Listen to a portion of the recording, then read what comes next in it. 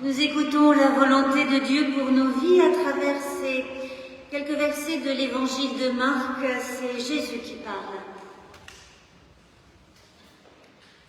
Le premier commandement, c'est « Écoute Israël, le Seigneur notre Dieu, le Seigneur est un, et tu aimeras le Seigneur ton Dieu de tout ton cœur, de toute ton âme, de toute ton intelligence et de toute ta force. » Le second, c'est « Tu aimeras ton prochain comme toi-même. » Il n'y a pas d'autre commandement plus grand que cela. Amen.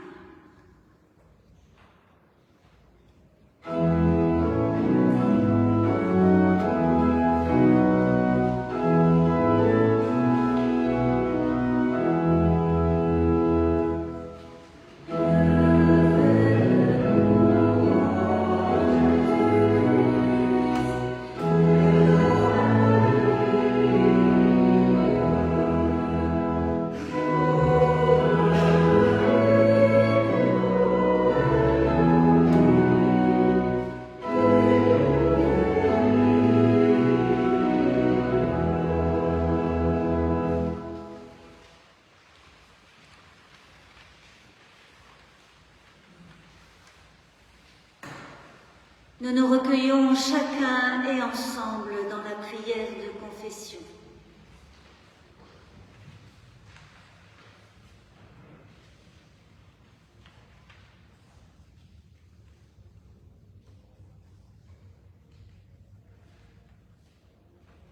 Éternel, l'amour dont tu nous aimes ne connaît pas de frontières. Pardonne-nous les murs que nous élevons entre nous, des murs de classe, de tradition, d'origine, des murs qui étouffent l'amour dont nous sommes capables.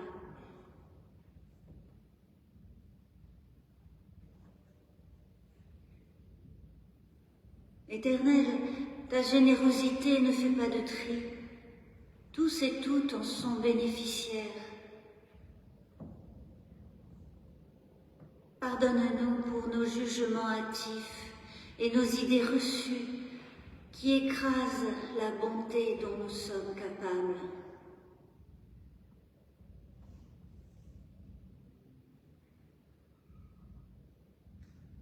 Éternel, ta justice n'est pas destinée aux seuls justes.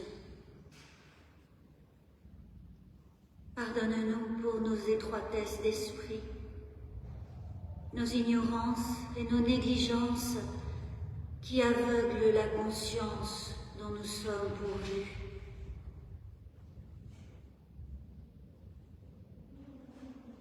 Pardonne-nous quand nous n'aimons pas la vie que tu renouvelles en nous, pour nous. Amen.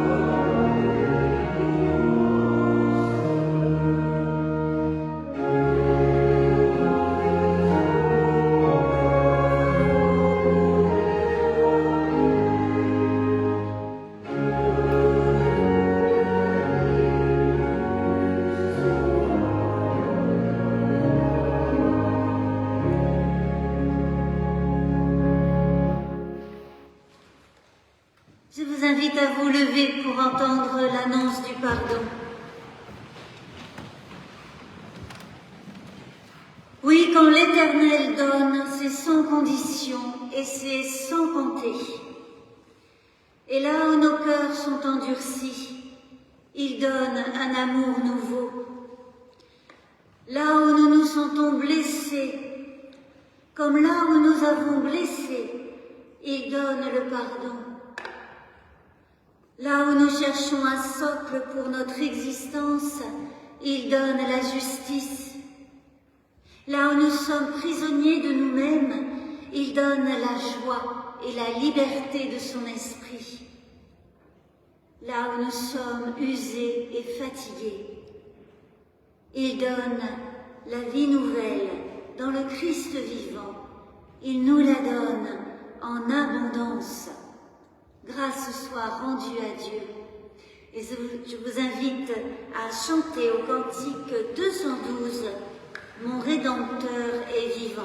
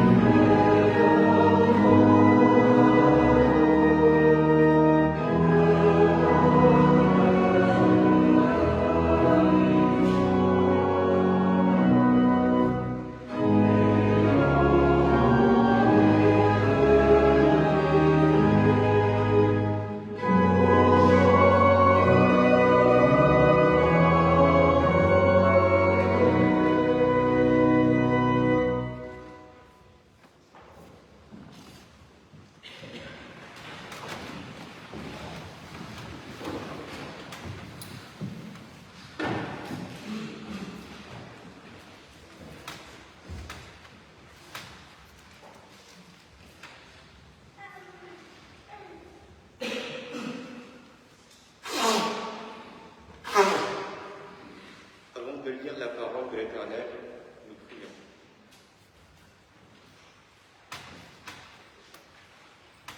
Toi qui as parlé face à face avec Moïse et qui fit crier et pleurer les prophètes, toi qui as fait jaillir les psaumes et murmurer la sagesse des proverbes, Dieu vivant, qui a mis la louange dans la bouche de Marie et la confession du Christ dans celle de Pierre. Toi qui as prononcé ta parole comme une parole humaine dans la vie de ton Fils, par ton Saint-Esprit, que dans ces paroles humaines se lève ta parole pour nous. Amen.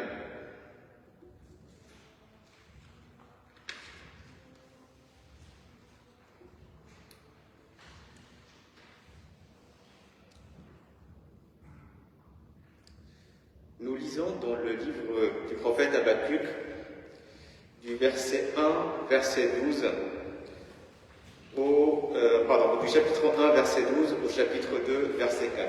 Donc c'est dans la feuille imprimée. Alors, il s'agit d'un dialogue. Donc, du verset 1 à 12 au verset 1 à 17, c'est le prophète qui parle. Et à partir du chapitre 2, donc les 4 versets qui suivent, c'est Dieu qui parle.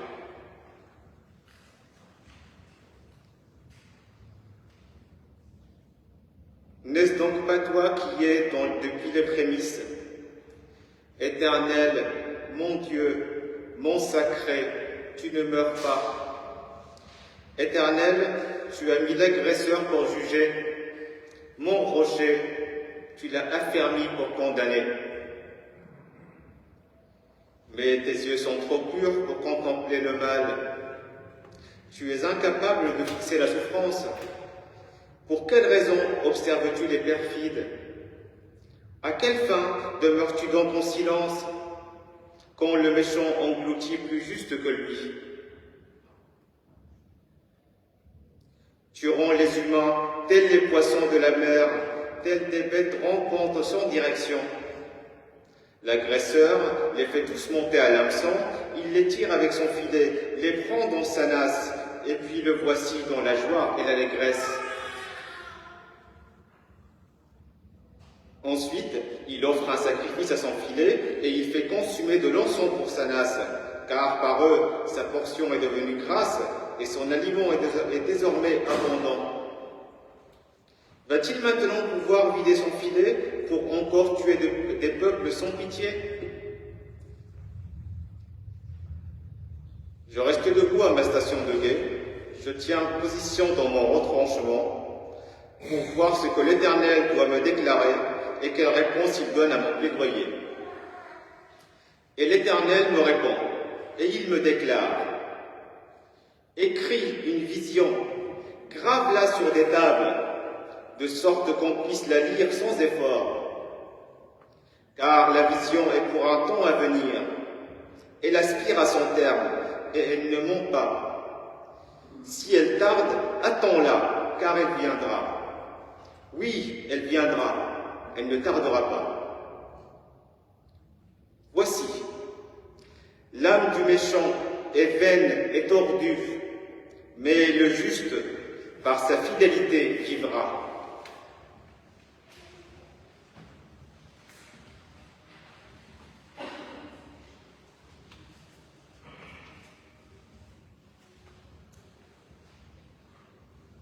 Parmi les trésors de la Bible hébraïque, le livre d'Habakkuk est l'un des mieux cachés.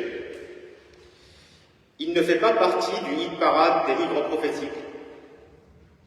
Ce n'est ni le livre le plus cité, ni le plus commenté. D'habitude, il est sagement rangé, plus ou moins visible, dans l'ensemble qu'on appelle les 12 prophètes, et qu'on affuble souvent du titre bien trompeur des 12 petits prophètes. D'ailleurs, arrêtons-nous sur ce nom, Habakkuk, Habakkuk en hébreu. C'est un nom qui sonne aussi étrangement en hébreu qu'en français. Il n'est pas possible d'en préciser l'étymologie sur la base d'une racine hébraïque. L'opinion la plus répandue aujourd'hui est qu'il s'agit d'un prénom d'origine étrangère, possiblement emprunté à l'akkadien, la langue des empires assyriens et babyloniens, les superpuissances de l'époque. Si c'est le cas, notre prophète est donc soit d'origine étrangère, soit il a hérité d'un prénom emprunté à la puissance culturelle dominante de son époque, comme l'on donnerait à son fils aujourd'hui un prénom tiré de la dernière série télé à la mode. En l'état, il nous est impossible de trancher ce point. d'ailleurs de peu d'importance. Car le propos du livre d'Habakkuk n'est pas tellement de nous parler d'Habakkuk. Il s'agit là d'un livre biblique assez singulier. Il est court, il est ramassé, sans fioriture. Habakkuk n'est pas un prophète comme les autres. Voyez-vous, être prophète pouvait être un métier assez facile à cette époque-là. Les prophètes et les voyants formaient une catégorie socio-professionnelle plutôt bien considérée, le plus souvent rattachée aux temples royaux et au centre du pouvoir politique. On ne s'en sortait pas trop mal si l'on se contentait de dire ce que l'on attendait de vous en faisant le job sans trop faire de vagues. La Bible nous offre bien des exemples de ces prophètes de métier qui adressaient au roi et au peuple, au nom du divin, des paroles flatteuses et rassurantes. Pas une parole de travers ne sortait de leur bouche, aucune dissonance ne venait perturber l'harmonie factice de leurs oracles, aucune parole désobligeante n'était émise à l'encontre des puissants ou de l'opinion dominante. Or, Habakkuk n'est pas de cette trempe. Quelque chose semble le tourmenter, et il ne compte pas tourner autour du pot pour exprimer le fond de sa pensée. Évitant tout salamalek inutile, son livre démarre par cette adresse à Dieu. Jusqu'à quand, Seigneur? J'ai appelé à l'aide et tu n'as pas entendu. J'ai crié vers toi, violence, et tu n'as pas secouru. Pourquoi me montres-tu l'iniquité? Et comment peux-tu contempler l'injustice? Face à moi, il n'y a que violence et dévastation. L'inimité et la discorde progressent. Aussi, la loi est-elle affaiblie et la justice est devenue passagère. Le méchant assiège le juste et le jugement sort déformé.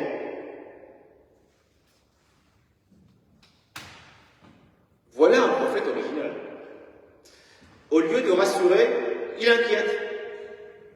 Au lieu de courtiser, il critique. Au lieu de complimenter, il blâme. Et pas n'importe qui. Son reproche s'adresse tout simplement au roi des rois, au juste suprême, à Dieu lui-même.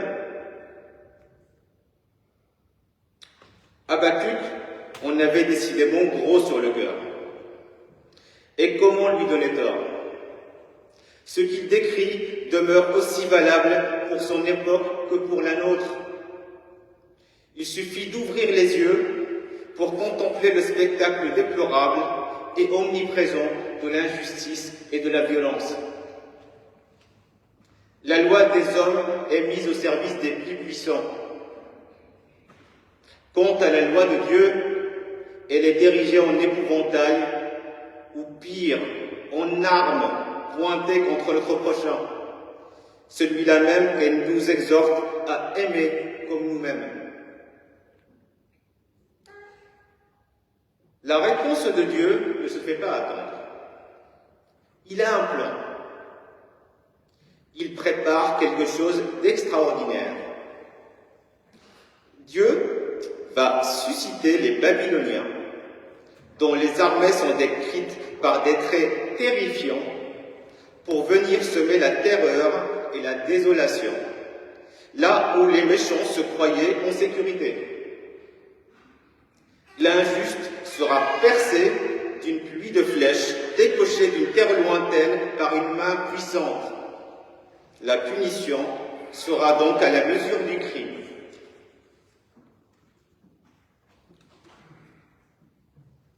Habakkuk aurait pu se contenter de cette réponse et retourner vaquer sagement à ses occupations. Mais non. Vous l'aurez compris, Habakkuk est du genre têtu. Car il perçoit bien le problème d'une telle réponse. Elle exprime sans embâche. Il dit tu as les yeux trop purs pour voir le mal. Tu es incapable de fixer la souffrance. Pour quelle raison observes-tu les perfides? À quelle fin demeures-tu donc en silence, quand le méchant engloutit plus juste que lui? Et plus loin, tu rends les humains tels les poissons de la mer, tels des bêtes rampantes sans direction. L'agresseur les fait tous monter à l'hameçon, il les tire avec son filet, les prend dans sa nasse. Et puis encore, toujours en référence à l'envahisseur babylonien, va-t-il maintenant pouvoir vider son filet pour encore tuer des peuples sans pitié? On peut comprendre l'audace d'Habakkuk. Il a une trop haute opinion de son Dieu pour accepter que la violence aveugle soit sa réponse à l'injustice. Comme Abraham, devisant avec Dieu sur le chemin de Sodome et s'écriant à l'annonce du châtiment à venir, faire mourir le juste avec le méchant, en sorte qu'il en soit du juste comme du méchant. Loin de toi cette manière d'agir, loin de toi. Celui qui juge toute la terre n'exercera-t-il pas la justice? Habakkuk présente ici la même objection. En quoi un déchaînement de violence, frappant indistinctement le juste et le méchant, est-il une réponse satisfaisante au problème du mal?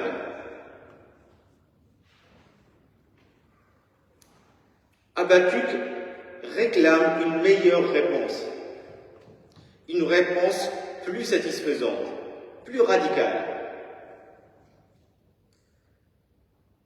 Cette fois-ci, Dieu lui donne une réponse différente, qui commence ainsi. Écris une vision, grave-la sur des tables, de sorte qu'on puisse la lire sans effort. Car la vision est pour un temps à venir, elle aspire à son terme, et elle ne ment pas. Si elle tarde, attends-la, car elle viendra.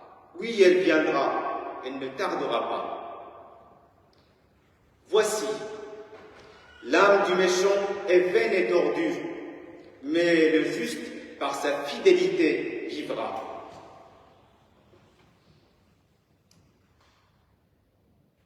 Les derniers mots vous semblent sans doute familiers. Dans une formule légèrement différente, le juste par la foi vivra, à laquelle l'apôtre Paul et Luther à sa suite donneront une dimension extraordinaire. Que nous apprend cette réponse divine? Plusieurs choses. Tout d'abord, il n'est plus question de glorifier l'envahisseur babylonien, exécuteur supposé de la punition divine. Plus loin, il est même condamné sans détour.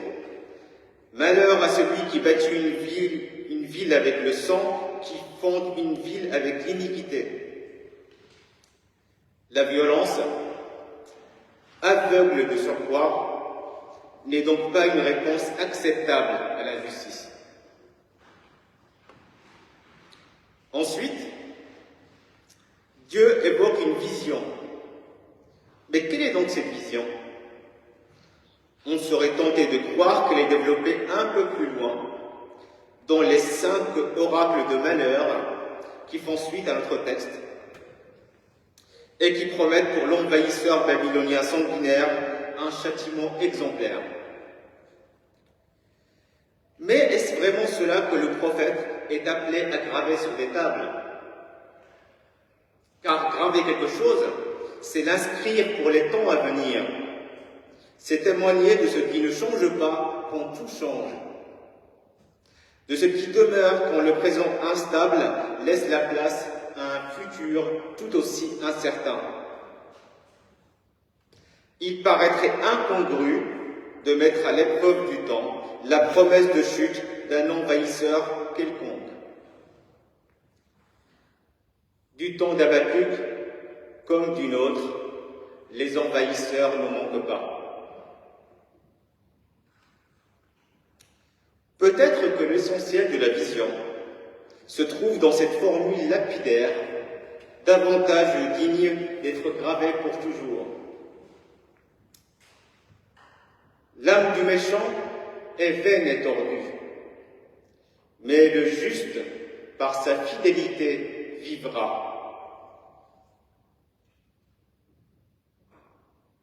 Habacuc se plaignait à juste titre de l'injustice des méchants et de la violence de l'envahisseur.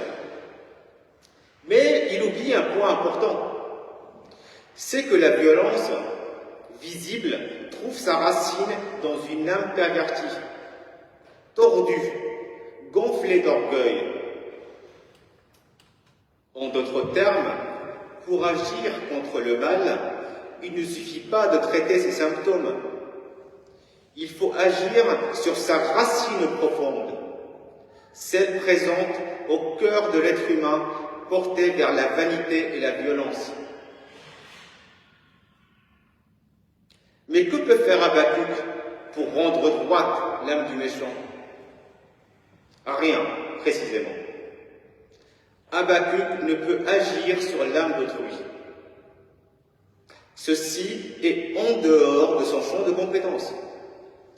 Sur ce point, le prophète est appelé à reconnaître ses limites et à laisser Dieu agir. En revanche, il peut faire quelque chose d'autre, quelque chose qu'il est le seul à pouvoir faire et qui ne dépend que de lui. Il peut vivre par sa fidélité. La formule « le juste par sa fidélité vivra » rend peu justice au texte hébreu. La particule, qu'on traduit ici par « au moyen de », peut tout aussi bien signifier « dans », à l'intérieur de.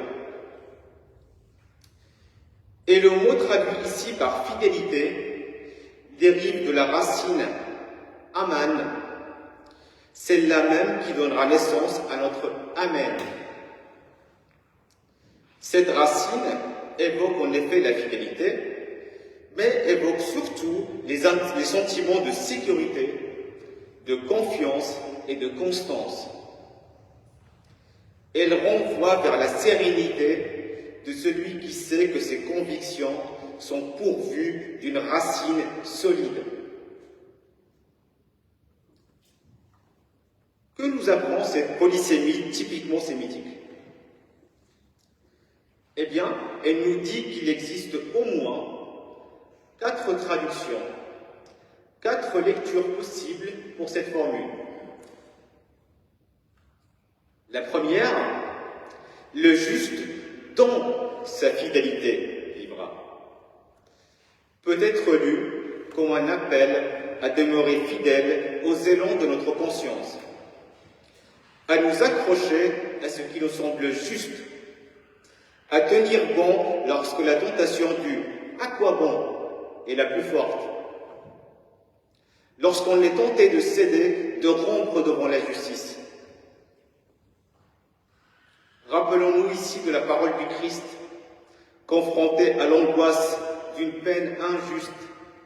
« Mon Père, s'il est possible que cette coupe passe loin de moi.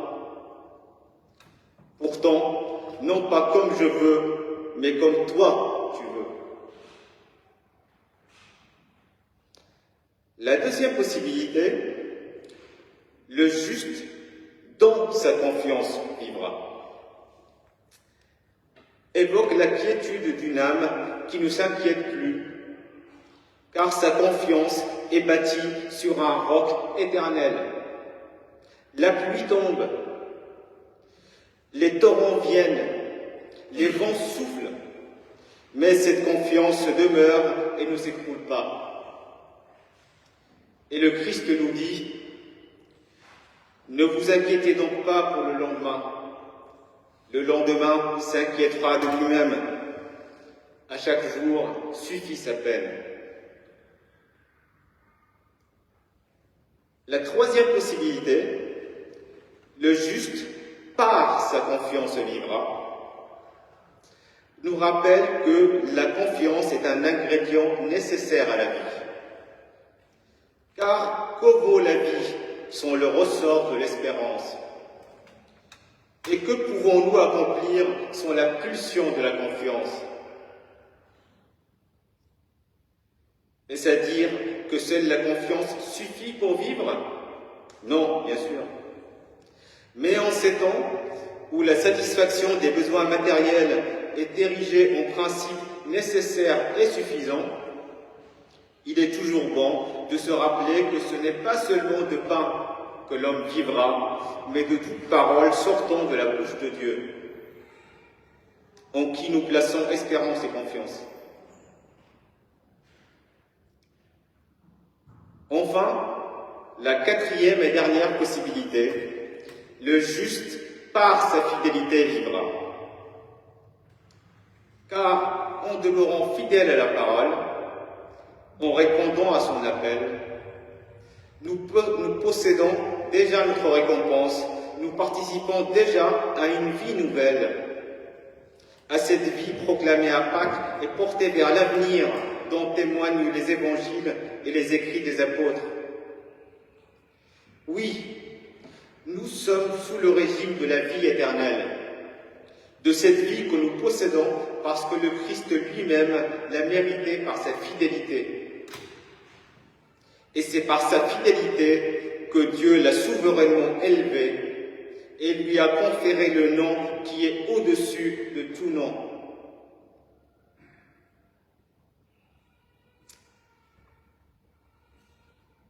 Vivre dans la fidélité, par la fidélité, dans la confiance et par la confiance. Et si c'était donc cela que nous sommes appelés à inscrire en nos cœurs et en nos mémoires? Et si c'était cela la vision qui nous est promise? La vision d'une foi qui rend libre, d'une foi qui nous affranchit de nos entraves et de nos liens, d'une foi qui nous rend animés d'une vie nouvelle, d'une foi qui fait de nous tous, de manière inconditionnelle, des filles et des fils de Dieu. Et cette vision, cette promesse-là est gravée pour toujours.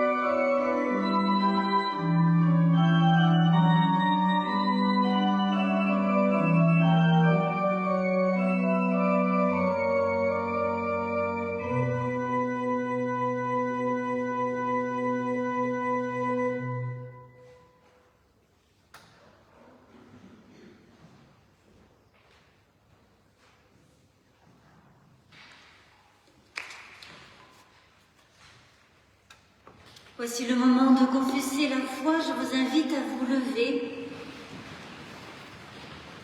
et à vous associer à cette confession de foi qui a été rédigée d'après la déclaration de foi de Barmen. La déclaration de foi de Barmen, c'est l'un des textes majeurs du protestantisme et même du christianisme du XXe siècle. Lorsqu'une partie de l'Église protestante d'Allemagne, qu'on a appelée l'Église confessante, face à la prétention du régime nazi d'assujettir toute conscience et toute existence à son idéologie de mort, cette Église confessante a protesté de la seule, de l'unique souveraineté du Christ. Donc voici cette confession de foi inspirée par la déclaration de Barmen.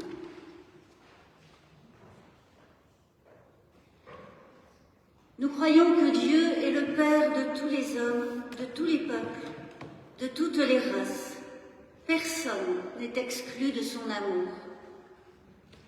Nous sommes tous créés à son image et à sa ressemblance. C'est ce qui fonde la dignité et l'égalité de tous les hommes. Dieu, le Père, a donné la terre à tous et pour tous. C'est ce qui fonde la solidarité. Les biens de la création doivent affluer dans les mains de tous. C'est le plus sûr chemin de la paix, car la paix est le fruit de la justice. Nous croyons que Jésus est le frère de tous les hommes, et spécialement des pauvres. C'est lui que nous voyons avoir faim, être nu, étranger, prisonnier ou malade. Nous croyons que celui qui juge, humilie ou calomnie, juge, humilie, calomnie Jésus-Christ, car tout homme a le visage du Christ.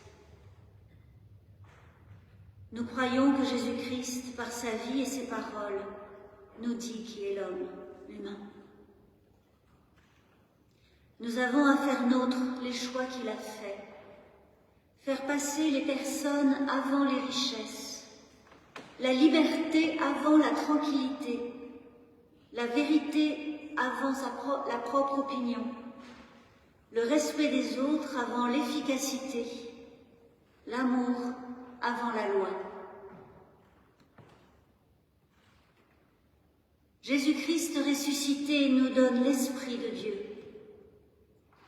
Nous croyons que l'Esprit est esprit de liberté, esprit de tolérance, esprit de justice, esprit de paix. Il accueille au lieu d'exclure, il respecte au lieu de condamner, il ouvre les portes et ne les ferme jamais. Nous croyons que son espérance est plus forte que tous les désespoirs. Amen.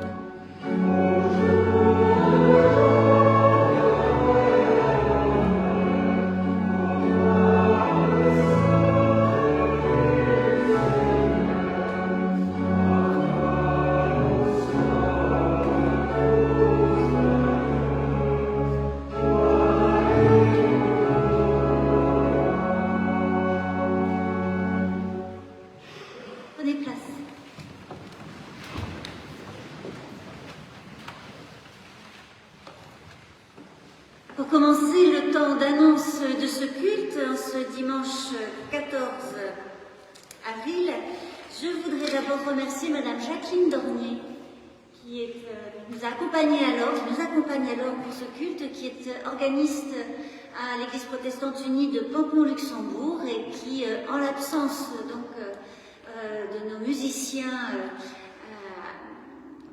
familiers, membres du foyer de l'âme, eh bien, nous a accepté de venir les remplacer. Donc merci Madame Dormont. Toujours pour aujourd'hui, la collecte au profit de l'épicerie solidaire de la Croix-Rouge est bien sûr ouverte comme tous les dimanches, donc vous pouvez dimanche prochain et tous les autres dimanches apporter soit ce qui est affiché dans l'entrée comme produits particuliers ou alors d'autres produits, alimentation, hygiène ou entretien, mais des produits non périssables et pas en vrac. Après le culte, ce sera à la sortie. Celles et ceux qui n'ont pas encore, qui ne se sont pas encore procurés les 2 ouvrages publiés par le Foyer de l'âme récemment, Jean-Jacques Rousseau et Dieu et Spinoza et Dieu, pourront se les procurer auprès de moi. Voilà, il faudra juste me les demander. Et encore après le culte, c'est le repas des JMJ, 2e dimanche du mois. Nous nous rassemblerons évidemment autour de ce que chacun aura apporté pour partager, mais si vous n'avez rien, vous pouvez quand même venir. Et nous parlerons, nous écouterons celles et ceux qui ont un livre à présenter. Voilà, un partage de bonne lecture. Si vous n'avez rien lu, vous pouvez aussi bien sûr venir.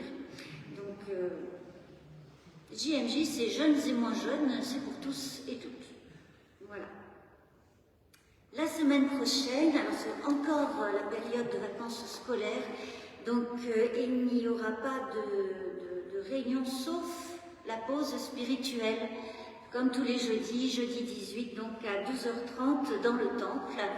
Et dimanche prochain à 10h30, le culte bien sûr qui sera assuré par notre ami Didier You. Merci Didier. Je voudrais aussi vous rappeler que vous pouvez trouver sur la table au fond du temple divers flyers et annonces concernant des événements à venir, particulièrement le 4 mai, l'événement organisé par l'Église protestante unie en région parisienne qui s'appelle Terre d'Espérance, qui aura lieu donc toute la journée à la paroisse de Boissy-Saint-Léger au bout du RER A, côté Est. Et où donc seront proposées un grand nombre d'animations pour entendre, comprendre, partager sur ces questions d'écologie. Les chrétiens ont-ils quelque chose à dire, à penser sur ce thème de l'écologie? Eh bien, nous en saurons plus avec cette journée à laquelle sont invitées toutes les églises de la région parisienne. Donc, nous rencontrerons d'autres frères et sœurs dans la communion de l'Église et nous pourrons élargir nos regards et nos esprits. J'ajoute que non seulement notre amie Isabelle Veillé participe à l'organisation de cette journée, mais que notre amie Zélie tiendra un des stands de cette journée. Donc voilà, le foyer de l'âme est engagé dans cette journée du 4 mai, Terre d'Espérance. Ensuite, vous trouverez des affiches et des flyers aussi concernant la conférence organisée par l'Association culturelle de la Bastille, qui est l'association culturelle adossée au foyer de l'âme. Une conférence le 30 avril prochain à 19h30. Vous avez les affiches. Il y sera question de la place des mouvements féministes dans les mouvements pacifistes. Et ce sera fort intéressant, c'est notre ami Ben Kramer qui interviendra à ce sujet et ce sera dans le temple et cette conférence et l'échange sera suivi par un repas partagé un peu comme sur le modèle des JMJ dans la salle du 2e pour poursuivre l'échange et pour profiter aussi d'un moment convivial.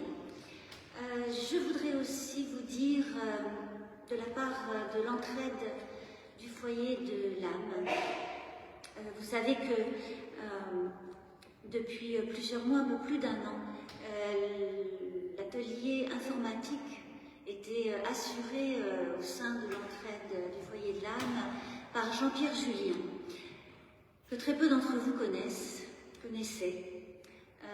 Mais il venait depuis des années au foyer de l'âme, c'est lui qui assurait Actes Libre, à travers l'association Actes Libre, l'accueil et le groupe de parole de personnes en difficulté de vie. C'est lui qui avait proposé la création de cet atelier d'informatique pour les personnes qui avaient besoin d'être accompagnées dans ce domaine-là. Et Jean-Pierre Julien est décédé il y a une dizaine de jours. Il succombé à une très grave maladie qui l'a rapidement mené à la mort, et un hommage rassemblera ses amis demain matin au Père-Lachaise, et j'y représenterai l'entraide et le foyer de l'âme. C'était un homme extrêmement bon, d'une très grande ouverture d'esprit, tout à fait dévoué, et il manquera beaucoup à toutes les personnes qui l'ont connu, ceux qu'il avait accompagnés, celles qu'il avait accompagnées, et puis toutes celles qui ont aussi eu la chance de travailler avec lui. Donc voilà, je voulais le partager avec vous, vous en faire l'annonce et confier à votre pensée, à votre prière, les proches de Jean-Pierre qui sont dans le deuil. Est-ce qu'il y a d'autres annonces ? Alors voici le moment de l'offrande, de votre solidarité dans ce geste particulier de l'offrande, votre solidarité envers le foyer de l'âme, envers l'Église dont il fait partie et envers la mission de l'Église d'annoncer l'Évangile. Et pendant cette offrande, nous chanterons au cantique 272, « Ô mon Père, ma prière ». Je vous invite donc à vous lever pour chanter au 272.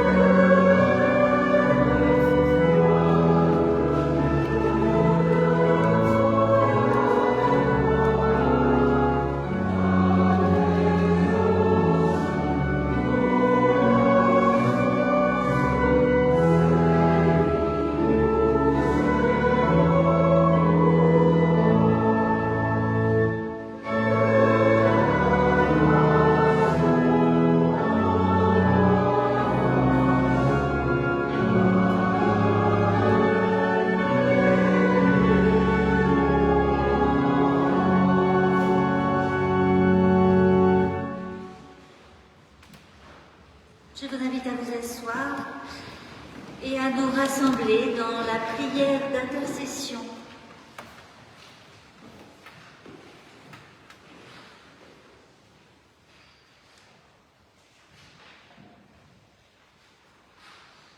Éternel Dieu, nous te rendons grâce parce que ta parole nous communique ce dont nous avons besoin pour vivre,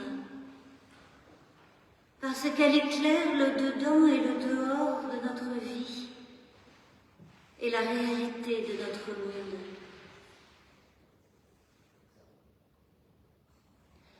Alors nous te prions pour être vivants dans ce monde,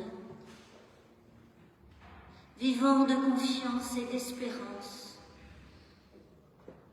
vivants de ta confiance et de ton espérance.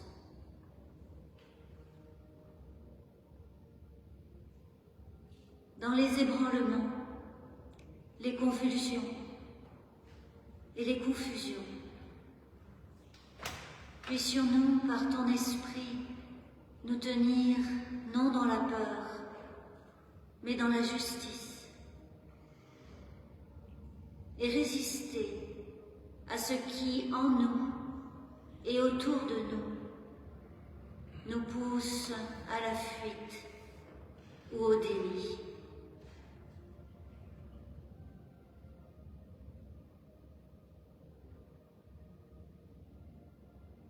Aide-nous à vivre en disciples du Christ, à faire œuvre de compassion et d'hospitalité, à parler en esprit et en vérité, à veiller et à aimer là où nous sommes.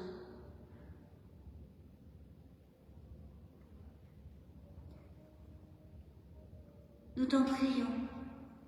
Suscite des ouvriers de justice et de paix qui maintiendront dans les embrasements du monde le témoignage de l'humanité que tu aimes et l'écoute de sa vocation.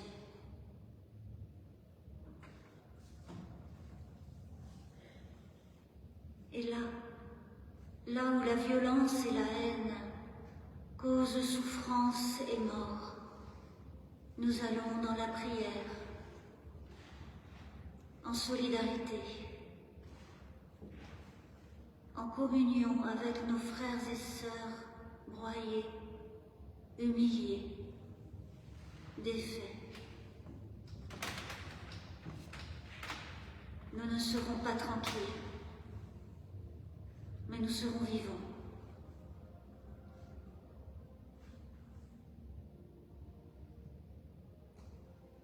Et nous prions encore, avec les mots que Jésus-Christ nous a enseignés, que nous disons à voix haute ou dans notre cœur. Notre Père qui es aux cieux, que ton nom soit sanctifié, que ton règne vienne, que ta volonté soit faite sur la terre comme au ciel. Donne-nous aujourd'hui notre pain de ce jour. Pardonne-nous nos offenses, comme nous pardonnons aussi à ceux qui nous ont offensés.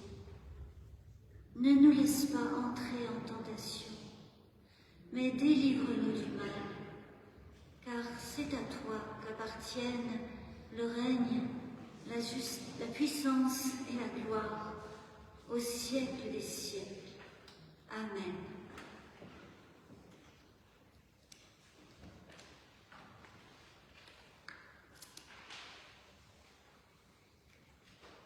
Je vous invite à vous lever pour entendre l'exhortation et puis nous chanterons le dernier spontané avant la bénédiction.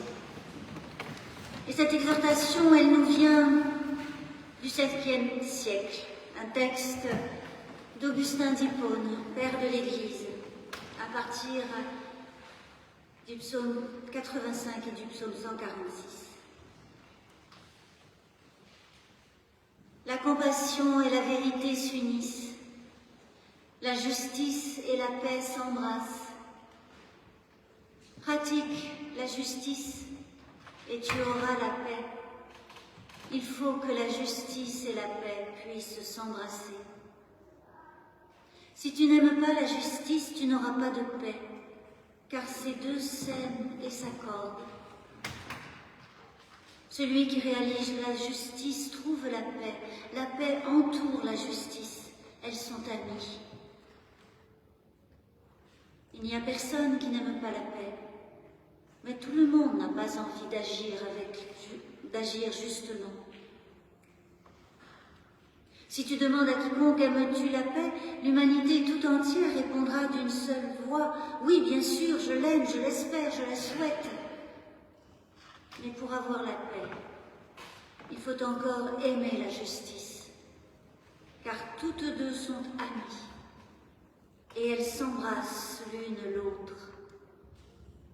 Amen.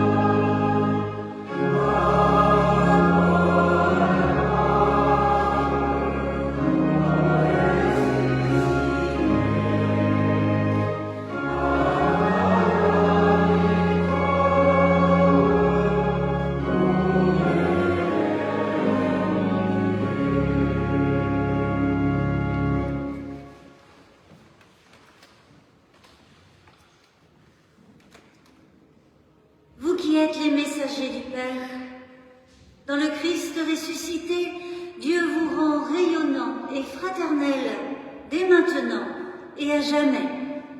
Amen.